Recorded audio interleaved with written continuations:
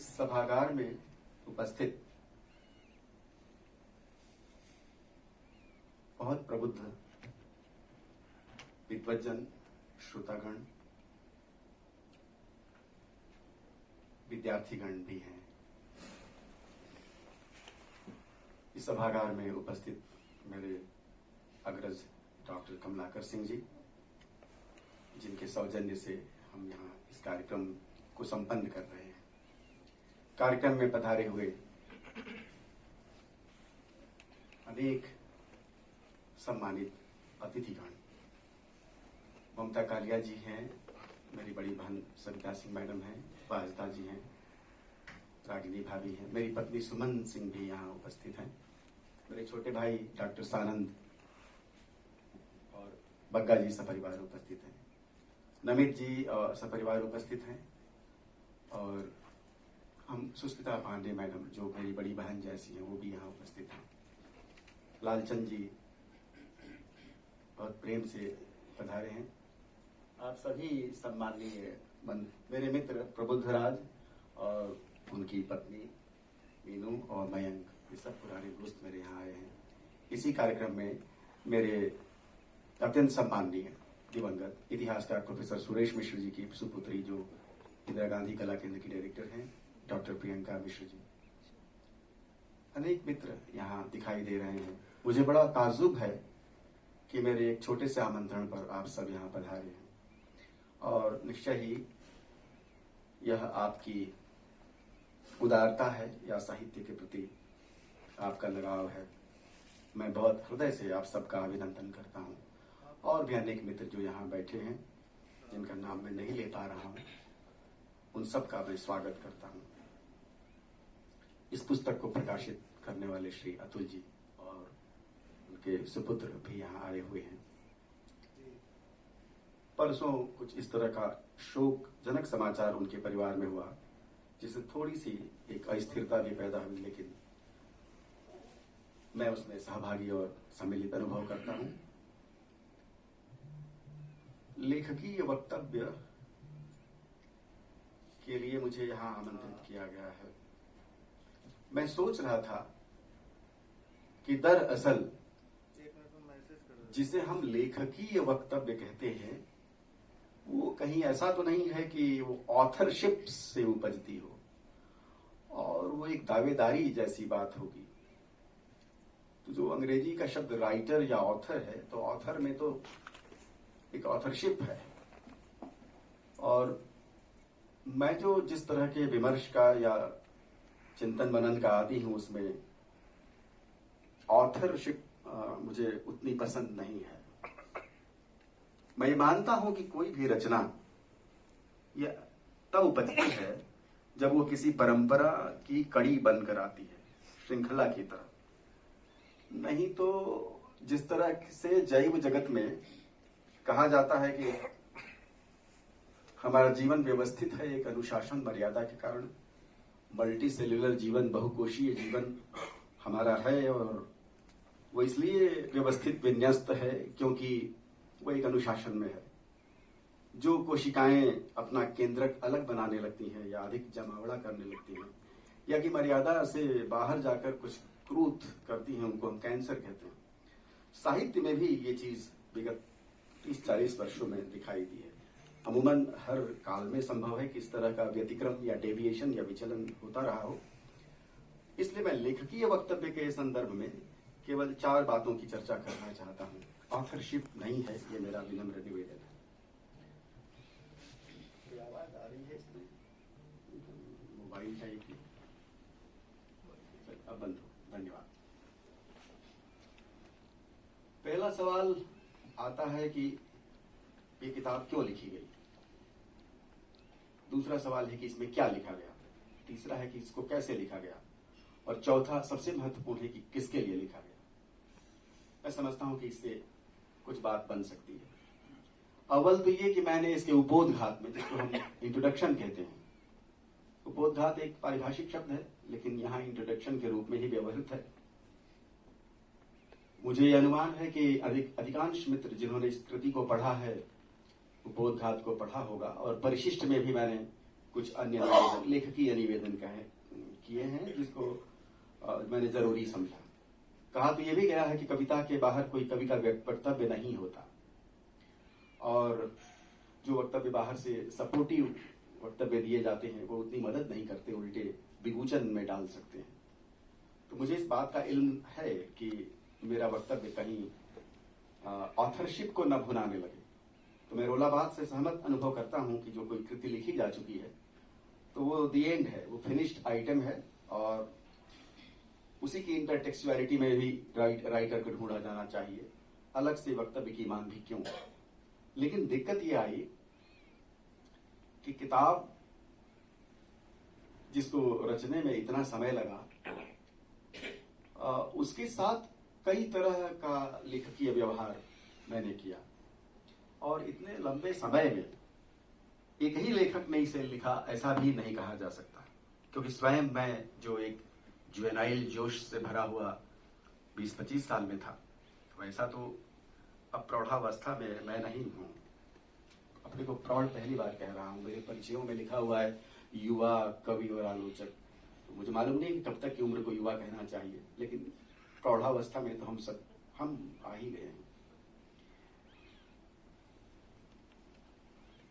एक, जैसा कि मेरे परिचय में सूर्यनाथ जी ने कहा, वो तो उनकी मित्रता का परिचय है, मेरा परिचय कुछ खास नहीं है। वह परिचय तो वही होगा जो इसमें से विन्यस्त होगा, अथर्वा के माध्यम से आता होगा, और वो मुझसे दूर ही होगा, वो लेखक का होगा, ऑथर का तो नहीं ही होगा। मैं ये सोचता रहा हूं कि आखिर एक जो हमारी जैविक उपस्थिति है संसार में, वो कविता की नागरिकता में कब बदल जाती है। क्या कविता का भी कोई देश होता होगा, या हो सकता है, या होना चाहिए। माननीय अध्यक्ष महोदय तो यहाँ है ही, जो कलाओं और साहित्य की स्वायत्तता और उनके स्वतंत्र देश के लिए ही अब तक लड़ते आए हैं, और मैं ये मानता हूं उनके स्वर में स्वर मिलाते हुए, तनिक सा विचलन करते हुए भी, कि जब हम शब्द कर्म करते हैं, जैसे कि रंग कर्म है या कि नाद कर्म भी हो सकता है, तो हमारी जो कोशिश है वो क्या होती है। जैसे एक नृत्य करने वाला नर्तक स्पेस में कुछ आकृतियां रचता है और कोई सिमेट्री पाने की कोशिश करता है, और जैसे कोई चित्रकार पेंटर स्ट्रोक से कुछ क्रिएट करने की कोशिश करता है, ऐसी क्या कलात्मक कोशिश शब्दकार करता होगा, जिसे हमारे यहाँ कलाकार भी कहा गया और कवि भी कहा गया। तुकबंदी को आप जानते ही हैं कि 64 कलाओं में स्थान है, लेकिन कविता को स्थान नहीं। कविताएं भारत में विद्या के रूप में परिगणित हैं, और तुकबंदी 64 कलाओं में से एक है। तो कहीं ना कहीं शास्त्रीय परंपरा ने भी तुकबंदी को, श्लोकबद्ध रचना को, अथवा की कविता को, काव्य को, कवन को अलगाया है। तो हम भी उसको अलगा कर चलते हैं। मैं भी मानता हूं कि काव्य एक अलग प्रकार का काम है। जब मैं विद्यार्थी था, साहित्य का विद्यार्थी भी रहा, अंग्रेजी साहित्य का भी रहा, हिंदी साहित्य का भी रहा, संस्कृत साहित्य का भी रहा, तो बहुत कविताएं पढ़ने को मिली। आगे भी अपने शौक से भी बहुत कुछ पढ़ने को मिला। लेकिन हिंदी की पिछले 40 वर्षों की काव्य यात्रा को देखते हुए, निश्चय ही 30-40 वर्षों का जो यह फैलाव है आप सबके सामने उपस्थित है, उसको देखते हुए कालिदास की भी बात याद आती है कि जिन्होंने कहा कि पुराण मित्येव नहि साधु सर्वम। जो पुराना है वो सब अच्छा ही अच्छा है, और जो नया है सब वो बेकार ही बेकार है। ऐसा तो पर प्रत्येन, जो दूसरे के बुद्धि से चलते हैं वही ऐसा कहेंगे। जो स्वतंत्र बुद्धि वाले हैं वो नए में भी उस विचलन को खोज सकते हैं, ढूंढ सकते हैं और रेखांकित कर सकते हैं, और पुराने से भी सार को ग्रहण कर सकते हैं। एक नवसिखुआ कवि मेरे जैसा परिचय में सूर्यनाथ जी ने कहा, मेरी एक क्या कहें उसको, क्या कहेंगे उसको, एक शौक भी नहीं कह सकते, बचपन में तो उस तरह का कुछ शौक नहीं कह सकते, आदत भी इसको मैं नहीं कह सकता, शरारत जैसी धृष्टता मान ले, कुछ पैरोडी जैसी। तो मेरी आदत थी कि जैसे आंसू लिखा गया तो मैंने कुछ उसी तरह का लिख दिया, या राम की शक्ति पूजा लिखी गई तो उसी छंद में कुछ लिख दिया। बचपन में ही छंदों का कुछ इस तरह का बोध था कि कुछ इस तरह की शरारतें मैं करता रहता था, और उससे बहुत सी चीजें बनती बिगड़ती भी थी। कुछ लैंग्वेज गेम, कुछ शब्दों से खेलने का कौशल, ऐसा कुछ मन में था। और धीरे धीरे उसमें कब फंस गया और कब उसके आवेश से आविष्ट होकर उसमें ढह जाना पड़ा, जिससे एक ट्रेजेडी पैदा हुई, ये कहना मुश्किल ही है मेरे लिए। लेकिन ये सब संभवतः किशोरावस्था के उन्हीं दिनों में हुआ होगा जब मैं विद्यार्थी था। मैं हमेशा ये सोचता रहता था कविता को लेकर, कविता की परंपरा को लेकर कि आखिर कविता करते क्या है, कविता का काम क्या है, क्या कविता कुछ ऐसा विशिष्ट भी करती है जो अन्य अनुशासन नहीं करते। कविता को तो अनुशासन कहा भी नहीं गया है, डिसिप्लिन है नहीं है कविता हमारे यहाँ। विद्या है, विद्या यानी आत्मपरक विद्या है, विषय निष्ठ है। जितनी वस्तु परक है विषय निष्ठ है, उतनी ही विषय परक है। जितनी बाहर दूसरे को खोलती है उतनी पहले खुद को खोलती है। जैसे वो खाट बुनने वाला जब इधर से बुनता आया था तो उधर से अपने आप बुना हुआ चलता है। जो इधर से वस्तुभूत सत्य को खोजता है, खोलता है, उतना ही आत्मभूत सत्य भी खोजता हुआ निकलता चला आता है। तो एक मन में भाव हमेशा रहता था, एक असंतोष का भाव। छायावादियों के बाद, नई कविता के कवियों को पढ़ने के बाद की कविता जो समकालीन कविता के शक्ल में आई और आगे भी जो कविता जिस तरीके से गई, तो उसको लेकर एक असंतोष का भाव मेरे मन में था। लेकिन कोई ऐसी गहरी जीवन दृष्टि जो मेरी काव्यानुभूति को बदल दे या मेरी भाषा को तोड़कर रख दे, ऐसी कोई चीज मेरे साथ घटित नहीं हुई। ये एक अजीब संयोग है कि मैं पता नहीं किस रास्ते में किसी जंगल में जा रहा था और कुछ ऐसे ही डंडे पड़े सिर पे कि वो जो जैन बुद्धिस्टों ने सतोरी कहा, कुछ उसी तरह का कविता में हो गया। और किसी ऐसे जंगल में कब किस रात को मैं निकल गया कि वो कहना मुश्किल है, उसको यहाँ दोहराना तो कठिन होगा, क्योंकि वो फिर किसी बहुत प्राइवेट, बहुत निजी बात को खोलने जैसा होगा, और वो ठीक नहीं है। क्योंकि मुझे उन्होंने सजग भी कर दिया है कि बाबा वाली रास्ते पर नहीं जाना है, तो उसको तो हम छोड़ते हैं। संक्षेपतः कहूंगा कि एक ऐसी काव्यानुभूति से, एक ऐसी जीवनानुभूति से, एक ऐसी सौंदर्यानुभूति से मैं टकरा गया, ये दुर्घटना सी ही हुई, जिससे जाने हुए सत्य और पाए हुए अर्जित ज्ञान को मुझे छोड़ देना पड़ा और अकेले हो जाना पड़ा।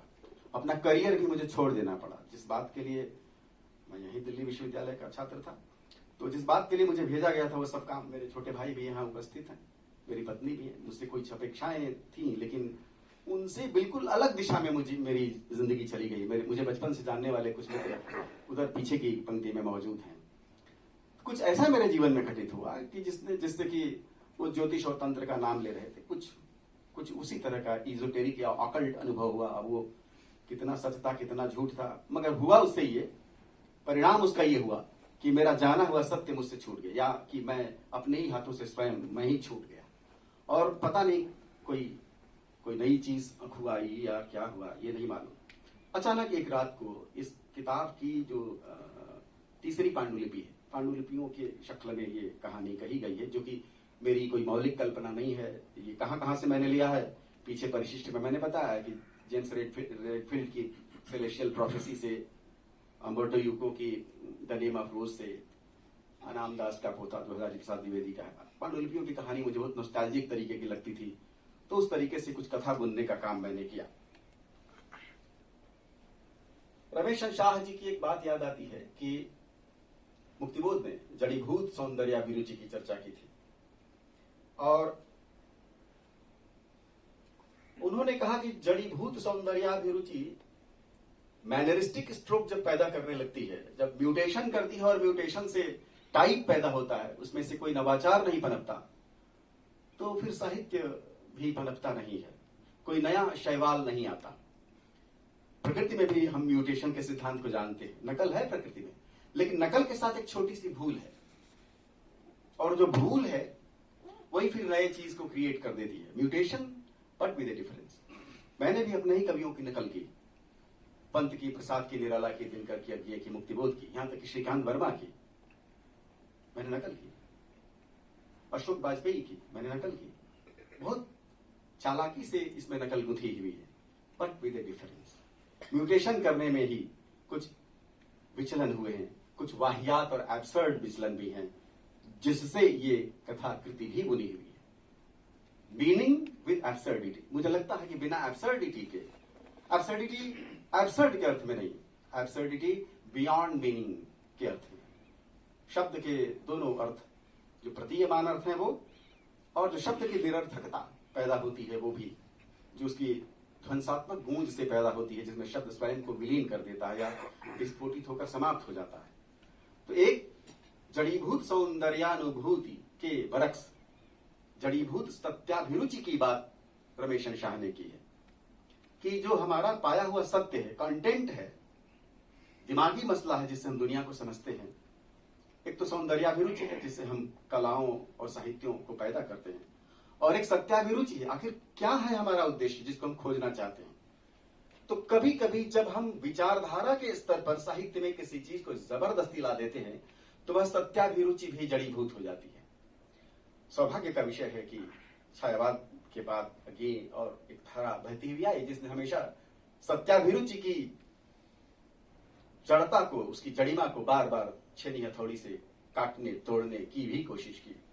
और कदाचित मेरे मन में ये बात थी कि हमको सत्याभिरुचि को भी बदलना चाहिए। कंटेंट ऑफ लाइफ भी हमारा दिखना चाहिए और वो अलग होना ही चाहिए, वो कहीं ना कहीं सिंगल आउट होना चाहिए। हम प्रचलित मुहावरों में हमेशा नहीं सोच सकते, हम प्रचलित वादों विचारों में ही हमेशा जीवन नहीं जी सकते, प्रचलित बिंबों से ही अपनी बात नहीं कहेंगे। प्रचलित मतवाद राजनैतिक मतवाद भी हो सकता है। और पिछले 40 वर्षों में हिंदी कविता ने किया क्या है, जो पाठ्यक्रम में रही है, सब कई प्रोफेसर यहाँ उपस्थित है, सब जानते हैं, मेरी बात से सहमत होंगे। हम विचारधारात्मक आग्रह से साहित्य को कैसे चला सकते हैं? असंभव। पानी पतला ही है लेकिन किसी भी चट्टान को तोड़ देता है। साहित्य की धारा ने यही काम किया। आपने कितने भी डेड, जटिल, जंजाली, भारी भरकम पत्थर लाके रखा, लेकिन धीरे धीरे उसने काट दिया। आज हम दूसरी धारा की ओर हैं, वो युग बीत गया है। तो एक भाव तो मेरे मन में था कि कहीं ना कहीं सत्याभिरुचि की जटिलता को भी हम बदलें और विचार के स्तर पर भी हम अपने आग्रहों में बदलाव ले आए, जीवन को थोड़े और खुलेपन के साथ देखें। दूसरी बात, एक ये क्यों लिखा के पीछे एक मेरे मन में भाव था कि एक तो ये होना चाहिए, अथर्वा इसकी कोशिश करती है कि जो भारतीय परंपरा का सत्य है, वैदिक परंपरा का सत्य है, जिससे आज राजनीतिकवाद भी बने हुए हैं, और एक बौद्ध परंपरा का भी सत्य है, श्रमण परंपरा का भी सत्य, उससे भी आज राजनीतिकवाद पैदा हुए। क्या इन दोनों की कोई सिंथेसिस हो सकती है? क्या इसका कुछ निराकरण हो सकता है? कोई निष्कृति हम पा सकते हैं? यदि हमारे पूर्वजों ने कुछ गलतियां की तो क्या जिंदगी भर हम गलतियों को ही दोहराएंगे या उससे निष्कृति के मार्ग भी हम निकालेंगे? और अगर यह जीवन की इतनी बटिल विसंरचना है तो क्या कविता इसमें से कुछ मार्ग हमें दे सकती है? क्या हम केवल कलाओं कविताओं की स्वनिर्भर दुनिया से ही इसको खोज पाएंगे, या कि उस स्वनिर्भरता की एक खिड़की का एक पल्ला उधर भी हम खोलेंगे जिससे मीनिंग पैदा भी होती है और वह ध्वंसात्मक प्रत्यय भी जिससे मीनिंग डिस्टॉर्ट होती है, जिससे एब्सर्डिटी पैदा होती है। मुझे लगता है कि उस एब्सर्डिटी और उस मीनिंगफुलनेस के साथ ही नए जमाने की कविता कुछ कह सकती है। ये मेरी अपनी सोच है और अपनी मान्यता है जिसको मैंने अथर्वा में अभिव्यक्त करने की कोशिश की है। मुझे बता दीजिएगा। इसके विशाल कलेवर को लेकर मैं चिंतित था, लेकिन मैंने ढूंढा और मैंने खोजा तो पाया कि देश दुनिया में इस तरह के काव्योपन्यास, मैंने इसकी भूमिका में लिखा है कि काव्योपन्यास भी कह सकते हैं, नॉवेल इपिक भी कह सकते हैं, इपिकल नॉवेल भी कह सकते हैं, एक कोलाज भी कह सकते हैं। मैंने महाकाव्य कहने से बचने की कोशिश की, महाकविता मैंने कहा। महाकविता मैंने लिखा भी है, बताया है कि ये महाकविता महानता के अर्थ में नहीं, लंबी कविताओं की जो एक फेहरिस्त है हमारे दिमाग में, प्रोफेसर्स के दिमाग में, स्टूडेंट्स के भी दिमाग में, कि जिसको हम लंबी कविता कहते हैं, उसकी लंबाई कितनी है, तो उसे काफी लंबे होने के कारण मैंने इसे महाकविता कहना उचित समझा। इसको क्या कहें, प्रबंध कविता भी कहना कठिन है क्योंकि ये इसकी कथा वस्तु भी उत्पाद्य किस्म की है, कोई प्रसिद्ध कथा वस्तु नहीं है। इसमें क्षीण कथाएं हैं और आधी चीज कल्पना की पाठक के निश्चय ही विवेकवान पाठक के भरोसे छोड़ी गई है कि वह भी कुछ अपना सूत्र आ मिलाएगा और तब हम कुछ एक व्यंजना बना सकेंगे, कुछ कोई टेक्सचर, कोई स्ट्रक्चर बनेगा उसका। तो मैंने देखा कि दुनिया में अनेक भाषाएं ऐसी हैं जिनमें अभी भी इस तरह की कविता लिखी जा रही है। 21वीं शताब्दी में फ्रेडरिक टर्नर, जो नॉर्थहैम्पटनशायर लंदन के कवि हैं और इंग्लिश अमेरिकन पोएट है, मेजर पोएट माने जाते हैं, उन्होंने 2 किताबें लिखी हैं 2016 में, the new world of genesis. ये दोनों महाकाव्य हैं, ठीक अथर्वा की ही तरह। इसी तरह से एंथोनी केलमैन है जो बारबाडोस के हैं, वो कवि हैं, संगीतकार हैं, उन्होंने भी इसी तरह की रचनाएं लिखी हैं, इसके लिए सुप्रसिद्ध हैं। एक और कवि है माइकल लिंड, ये अमेरिकी लेखक हैं, ये डेमोक्रेटिक नेशनलिज्म के प्रवक्ता हैं। इसमें भी आप देखेंगे कि इस किताब में भी एक तरह का डेमोक्रेटिक नेशनलिज्म जिसका प्रवक्ता श्वेत केतु है, वो उसी तरह की बातें करता है। ये 1995 में किताब आई थी उनकी, the next American nation. Sanskrit में महाकाव्य लिखने की सदा से परंपरा रही है, कभी खत्म नहीं हुई। अभी भी रामभद्राचार्य जी जो चित्रकूट में है वो अपने ढंग की महाकाव्य या महाकविता या प्रबंध कविता लिखते हैं। 10 वर्षों में जो सिनेरियो को स्पष्ट करने वाले काव्य आए हैं, जो इसी तरह की अथर्वा से भी बड़ी कविताएं हैं, वो है बोल्फ, अ न्यू ट्रांसलेशन, ये मारिया डेवना हेडली की किताब है। ऑटोबायोग्राफी ऑफ रेड, ये एन कार्सन की किताब है। ब्रांड न्यू एंशिएंट, ये केट टेम्पेस्ट की किताब है। और लेडी ऑफ द रूइंस, ये टार्सी ब्रिमहाल की किताब है। द आइवोसिस ट्रियोलॉजी, ये एन वाइल्डमैन की किताब है। और सबसे बढ़कर जो अमेरिकन चिंतक हैं रिचर्ड कोस्टलनेच, उनकी एक किताब ही है an epic poem for the 21st century. तो कहने का आशय ये कि 21वीं शताब्दी में भी लंबी से लंबी कविताएं लिखी जा रही हैं, कोई जरूरी नहीं कि वो महाकाव्य ही हो। तो मुझे जो संकोच था इसे महाकाव्य न कहने का, क्योंकि हिंदी के साथ दिक्कत ये है कि परंपरा शास्त्र की है, संस्कृत की। हिंदी के पास अपनी कोई इस ढंग की परंपरा नहीं है जिसे महाकाव्य से विचलित या प्रबंध काव्य से डेविएटेड किसी कविता को क्या कहा जाए। तो अब वो आलोचक गण ज्यादा समझेंगे और बताएंगे, प्रोफेसर भी ज्यादा समझेंगे और बताएंगे कि दरअसल इसका क्या सार हो सकता है। अब तीसरा प्रश्न मेरे लिए था कि कैसे लिखा। मैंने इसे कई बैठकों में लिखा, एक आवेशात्मक स्थिति में लिखा, नरेटिव पोएम बनाकर लिखा, कई पात्रों के मुखों से कहलाकर लिखा, कई छंदों में लिखा। अंततः भारत की जो ट्रेडिशनल अप्रोच रही है, जिस पर हावी है वैदिक चिंतन, वैदिक मस्तिष्क, उसको पकड़ने की बहुत छटपटाहट मेरे मन में थी। उसको अमूर्त तरीके से उसकी दार्शनिक उड़ान में कैसे पकड़े, सृष्टि के जन्म से भी पूर्व कैसे जाकर उस क्षण को पकड़ें, उसे कैसे मूर्त करें, उसमें बहुत कठिनाई आई। जो पहला ही चैप्टर हिरण्यगर्भ है उसमें आप देखेंगे। दूसरी समस्या थी बौद्ध चिंतन को मैं कैसे पकड़ूं, बौद्ध चिंतन यानी शारी श्रमण परंपरा के उस उपजीवी को भी कैसे पकड़ूं जो जीवन के भीतर एक हृदय प्रसून की, हृदय कमल की बात करती है, उसको कैसे पकड़ूं। उसके लिए ही मुझे ये पांडुलिपियों की कहानी गढ़नी पड़ी। कविताओं के कलेवर को पकड़ने के लिए मुझे बौद्ध कहानियां गढ़नी पड़ी। और वेन सांग, फाहियान, इत्सिंग वगैरह जो यात्री भारत को ढूंढने के लिए आते हैं, उसी कल्पना की उपज है। इसके अलावा भी चूंकि Islamic world, Arabic world, Persian world का एक बहुत बड़ा सांगोपांग संवाद भारतीय संस्कृति से रहा, जिसको दिनकर जी ने संस्कृति का तीसरा अध्याय कहा, उसको भी पकड़ने की जद्दोजहद मेरे मन में थी। इसके लिए ही अल मुस्तफा जैसे पात्रों की रचना हुई, इब्न बतूता की कहानी या अलबरूनी की कहानी भी मुझे कहनी पड़ी। लेकिन सब कहते हुए भी मेरे मन में एक अंतिम विचार की तरह ये बात है कि विचार कोई भी हो, संवेदनात्मक प्रत्यय के माध्यम से जब कविता में आता है तभी उसका कुछ अर्थ भी पैदा होता है और तभी उससे कुछ निरर्थक ध्वनि भी पैदा होती है। मैंने कहा बिना उसके कविता हो नहीं सकती। ये इसको करने की कोशिश में, इसको रचने की कोशिश में बहुत सारी भूलें हुई हैं। बहुत जैसे एक नौसिखुआ कारीगर ज्यादा सीमेंट और बालू इस्तेमाल करता है, पानी इस्तेमाल करता है, प्लास्टर करने के क्रम में ज्यादा बर्बाद करता है, तो बर्बाद बहुत किया है मैंने इसमें। अब उसमें से कितना हिस्सा कला के दृष्टिकोण से बन पाया है, कथ्य के दृष्टिकोण से बन पाया है, और इतने बड़े कथ्य को पकड़ने के लिए वो फिर वो कालिदास की बात याद आती है कि क्व सूर्य प्रभो वंशो क्व चाल्प विषया मति तितुर दुस्तरम मोहाद उडुपे नास्मि सागरम। उडुप लेकर, कागज की नाव लेकर, छोटी नाव लेकर समुद्र पार करने की कोशिश। यह एक और उन्होंने बात की, प्रांशुलभ्य फलेलो भाग उद्बाहुरी बामना, बामन बौना ऊंचे डाल पर लटकने वाले फल को पाने की कोशिश कर रहा है, कूद रहा है। तो मेरी ये उछल कूद है। अभी इस उछल कूद को सटाए रखा छाती से, इससे इस आवेश से बाहर होना मुश्किल था। तो मेरे मित्रों ने, सत्यकेतु जी, सूर्यनाथ जी, जो मेरे बहुत गहरे तत्वों को जानते हैं, तत्वों यानी रहस्यों को, तो उन लोगों ने कहा कि ये तो 25-26 साल आपने इसको लिखने में लगा दिया, अब इसे आप हमें दे करके इसको भूल जाइए। तो सूर्यनाथ जी तो पीछे ही पड़ गए कि इसमें आप नया कोई एक वाक्य मत जोड़िएगा, क्योंकि ये 12 साल तक इसमें कुछ लिख नहीं पाया था मैं। 2001 से 12 तक कुछ भी लिख नहीं पाया। कोई चीज आ गई, सोचता रहा कि क्या करूं, कैसे करूं, और चीज बन नहीं पाती थी। फिर 12-13 साल बाद एक शुरुआत हुई। मेरी पत्नी भी पीछे पड़ी रही कि ये क्या लिए हुए हैं और इसको खत्म नहीं करते हैं, और ये चीज जब तक खत्म नहीं होगी तब तक दूसरी नई चीज कुछ आ नहीं सकेगी। बहरहाल कविता बहुत सारे काम करती है। चौथे प्रश्न का उत्तर दे रहा हूं कि किसके लिए लिखा।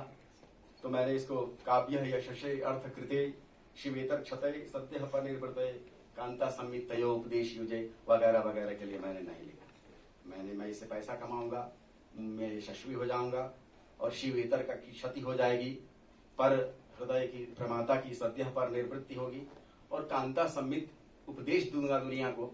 इस बचकानी बात से मैं बाहर आ गया हूं। संभव है कि 25-26 साल पहले मेरे मन में ये बीज रहा हो। अंततः मैंने इसे खुद के लिए लिखा, और उस खुद में एक बहुत बड़ा समवाय है जिसको मैं अपने जैसा पाता हूं और समझता हूं और जानता हूं।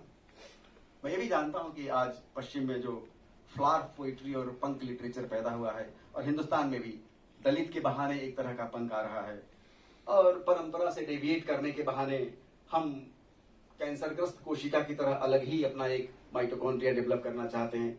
तो करें, उसमें कोई हर्ज नहीं है। लेकिन कभी कभी ऐसा भी होना चाहिए कि परंपरा की संगति में हम कुछ ऐसा रचें जिससे एक तरफ खटिया हम बुनते हो तो दूसरी तरफ वो बुनती हुई चली जाए। अब कहां तक मैंने बनाने की कोशिश की और कहां तक अपने आप बनने की बात हुई, बिना पाठक समुदाय के, बिना प्रमाता समुदाय के, बिना आलोचक समालोचक समुदाय के, एक आइसोलेशन की ही ये बात होगी, अपने एकांत की ही बात होगी, जिसमें लौट जाना मैं पसंद करूंगा। मैं इससे अधिक इस क्षण में ज्यादा कुछ कह नहीं पाऊंगा। एक दो कविता सुनाने की अनुमति चाहता हूं, क्योंकि मेरे ख्याल से समय कितना हो गया, लगभग 7 बजने वाले हैं। एक छोटी सी कविता सुना करके अपनी बात खत्म करता हूं। एक छोटी सी कविता है जो बुद्ध के बहाने कही गई है, और मैंने पहले ही कहा, निवेदन किया कि मेरे वक्तव्य से ऑथरशिप नहीं आनी चाहिए। पता नहीं कितनी नहीं आई और कितनी आ गई। तालिबान की घटनाएं अभी आपके सामने, मुझे डर भी है क्योंकि बहुत सारी चीजें हैं और हमारे बहुत बड़े लोग इस पर सतर्क भी हैं। फिर भी मैं ये बात कह रहा हूं, और इससे संबंधित ये 20 साल पहले कविता लिखी गई थी, सन 2000 में। शीर्षक है धर्म चक्र। ये बुद्ध के वचन, बुद्ध के मुख से ये ऐसा कहलाया गया। इसमें फैंटेसीज का और फैंसीज का बहुत सारा उपयोग किया गया पूरे स्ट्रक्चर में। एक छोटी सी कविता है। धर्म क्या है, ये मेरी चिंता का विषय रहा है, और ऑर्गेनाइज रिलीजन्स के साथ साथ जो मनुष्य की एक अभ्यंतर की भूख और खोज रही है, और कविता वहां साथ कितना दे सकती है, ये मेरी एक कोशिश रही है, एक चिंता रही है। धर्म चक्र, आपको याद होगा धर्म चक्र प्रवर्तन सारनाथ में भगवान बुद्ध ने किया। भिक्षुओं मत करो ध्यान, पहर यह ठीक नहीं है, अभी भी दुखों में डूबी है पृथ्वी। भिक्षुओं मत करो ध्यान, पहर यह ठीक नहीं है, अभी भी दुखों में डूबी है पृथ्वी। इधर गांधार जनपद में अभी भी घटाटूप अंधेरा है, सब कुछ ठीक नहीं है फिलहाल।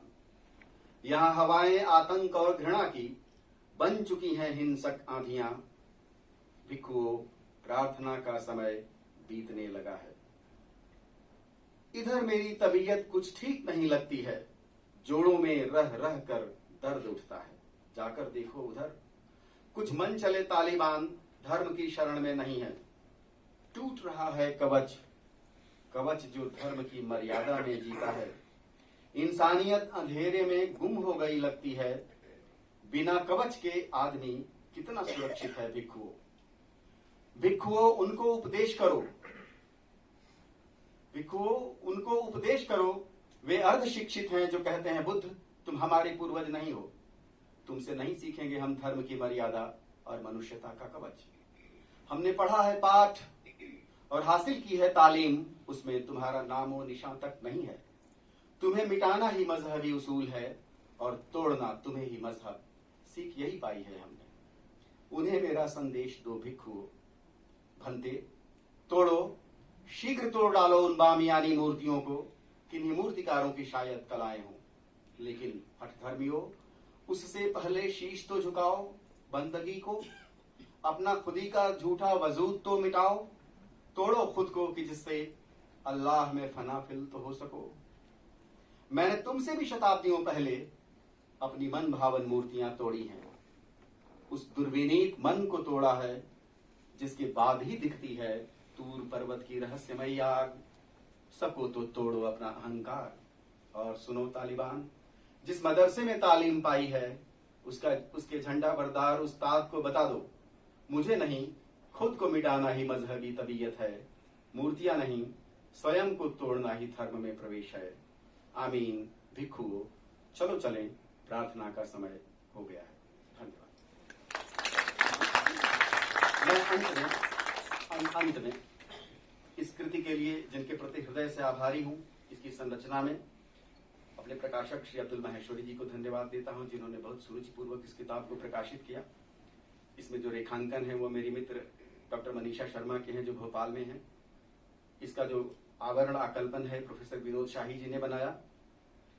प्रोफेसर सत्यकेतु जी और सूर्यनाथ जी ने इसे प्रकाशित कराया। मेरे मित्र प्रोफेसर लक्ष्मण सिंह गोरासिया उज्जैन में प्रोफेसर हैं, उन्होंने इस किताब को पढ़कर एक पुस्तक की रचना कर दी। इसके अनेक संवादों में मुझसे उनके जो हजारों घंटे की बहस है वो दर्ज है, उनके प्रति हृदय से आभार।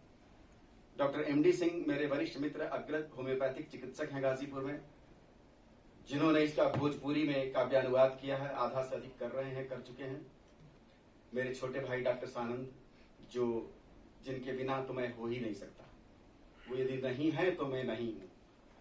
मेरे पिताजी को भी कल्पना नहीं थी कि आनंद के बिना कोई हो सकता है, तो सानंद वो हैं मेरे लिए, जिनके लिए आभार शब्द तो मैं क्या कहूँ, यही कहूंगा कि मैं तुमको लेके आया और तुमने मेरा सत्काम किया। और मेरी शादी भी उन्होंने ही कराई। ये बड़ा काम करता है, ये बड़ा काम, अभी तो मैं कह रहा हूँ, नहीं तो शायद मैं सूर्यनाथ जी का डर साबित कर सकता था। तो इसके लिए भी मैं आभार प्रकट करता हूँ। और प्रोफेसर विनोद शाही जी जिन्होंने इसका आकल्पन किया, प्रोफेसर रंजना अरगड़े जी ने जिन्होंने पांडुलिपि को पढ़कर मुझे सुझाव दिए और एक बहुत सुंदर समीक्षा लिखी, जो अभी प्रयागपत्र इलाहाबाद से एक पत्रिका निकलती है, अभी उसमें प्रकाशित हुआ है। प्रोफेसर शशि भूषण शीतांशु जी जिन्होंने इस कृति को पढ़कर मुझे फोन किया और मेरा मनोबल बढ़ाया और कहा जरूर इसे प्रकाशित होना ही चाहिए। उन्होंने एक बहुत 30-35 पेज का एक बड़ा लंबा सा लेख लिखा है, लेकिन उसका शीर्षक ऐसा भीषण है कि मैं उसका उल्लेख नहीं कर सकता। प्रोफेसर कृष्ण गोपाल मिश्र जी, वो होशंगाबाद में हैं, उन्होंने बहुत सुंदर समीक्षा लिखी। प्रोफेसर रमेश चंद्र शाह ने इसको पढ़ करके मुझे 2 पेज की चिट्ठी लिखी, उसका एक छोटा सा हिस्सा इसके ऊपर कवर पर प्रकाशित है। डॉक्टर निरंजन यादव गाजीपुर में प्रोफेसर हैं महिला महाविद्यालय में, उन्होंने सबसे पहले मुझे इस कृति के बारे में बोलने के लिए अपने कॉलेज में बुलाया, उनके प्रति बहुत आभारी हूँ। डॉक्टर रति सक्सेना जी जिन्होंने त्रिवेंद्रम में कृत्या पोइट्री इंटरनेशनल के बैनर पे मुझसे संवाद किया और मुझे डिजिटली इस किताब के बारे में कुछ बोलने को कहा। श्री अर्पण कुमार जी जिन्होंने जनसुलभ पुस्तकालय के माध्यम से 1-1.5 घंटे का मेरा इस पर लेक्चर कराया। और अंत में, और उन सब बातों के लिए भी जिनकी वजह से मैं यहाँ आपके समक्ष खड़ा हूँ, मेरी पत्नी श्रीमती सुमन सिंह जी हैं, और निश्चय ही उनका बहुत बड़ा रोल है इस किताब को प्रकाशित करने के पीछे। हर बार उन्होंने इसको उद्विग्नता से कहा कि इसको जल्दी पूरा करें और साक्षी रही है इन तमाम चीज़ों की। और मेरे बड़े भाई डॉक्टर कमलाकर सिंह जी, जो मेरे मतलब एक माँ के पुत्र तो नहीं है हम लोग, लेकिन सहोदर भ्राता नहीं है, लेकिन स्नेह मुझे हमेशा उसी बड़े भाई का ही मिला है। वो IIC के 25 सालों से मेंबर हैं और उनकी आकांक्षा ये थी कि कार्यक्रम हम लोग यहाँ IIC में करेंगे। मैं तो डरा हुआ भी था कि यहाँ अपने बाहरी मित्रों को तो मैं बुला नहीं सकता, लेकिन उन्होंने ये किया और इसके लिए तो मैं कोई धन्यवाद दे नहीं सकता, बल्कि यही कहूँगा कि आगे ज़रूरत पड़ेगी तो हम लोग फिर यही काम यहाँ करेंगे और आपके सहयोग से करेंगे। और उन तमाम दृश्यों का आभार प्रकट करता हूँ जो यात्रा करते हुए मेरे मन में अटक से गए। उन तमाम सूक्ष्म संवेदनाओं के प्रति भी आभारी हूँ जो मेरी आंखों में अभी भी झलकते हैं। उन सपनों का आभार व्यक्त करता हूँ जिन्हें किशोरावस्था में मैंने देखा। और सबसे बढ़कर मेरे पिता जो बड़े अद्भुत मनुष्य थे और बहुत विजनरी थे, जिनको कर्मवीर सत्यदेव सिंह की उपाधि दी गई हमारे गाजीपुर जिले में, और जिन्होंने इतने सारे शिक्षण संस्थान खोले, मुझे लेकर मैं बहुत उनके बुढ़ापे में पैदा हुआ।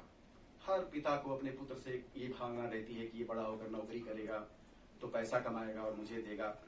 मैं अनेक विषयों में मेरिटोरियस स्टूडेंट रहा, मतलब इतना कहना इसलिए पड़ता है क्योंकि संभावनाएं कई और जगह भी हो सकती थी और उनकी बड़ी आकांक्षा थी और मुझे भेजा भी गया था इसी भाव से कि मैं दिल्ली जाऊंगा, जैसा सब आते हैं उत्तर प्रदेश से, बिहार से और बहुत सारा कैरियर बनाते हैं। लेकिन मैं उधर न जाकर मैंने कहा कि कुछ ऐसा विचित्र संयोग उपस्थित हुआ और उससे मैं पता नहीं किस दिशा में, किस जंगल में, किस पटवी में, किस वन में भटक गया।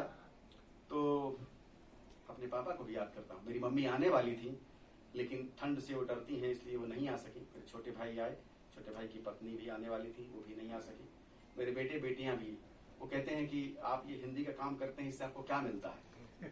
तो मैं इसका कोई संतोषजनक उत्तर नहीं दे पाता हूँ। यही मिलता है कि आपकी मित्रता मिलती है और एक शक्ल जो बचपन में मैं धृष्टता करता था उसी तरह की धृष्टता करने का एक दुस्साहस ये हो जाता। और यहाँ पर उपस्थित हैं हमारे परम आदरणीय मित्र उदय प्रताप सिंह जी जो हिंदुस्तानी एकेडमी के चेयरमैन हैं, जिनका सतत स्नेह रहता है। जब मैं भोपाल से इलाहाबाद जाता हूँ तो कई बार उनके यहाँ व्याख्यान देने के लिए वो बुला लेते हैं।